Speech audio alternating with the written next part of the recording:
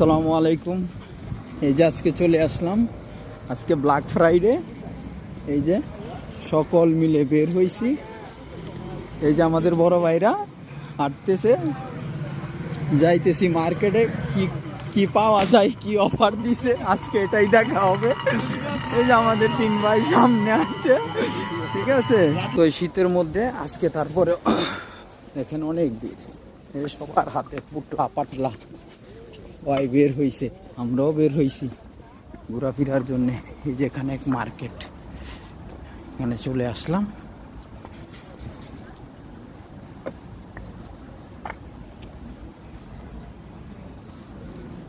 যে মামুরার গাড়ি, ওই যে মামুরার গাড়ি।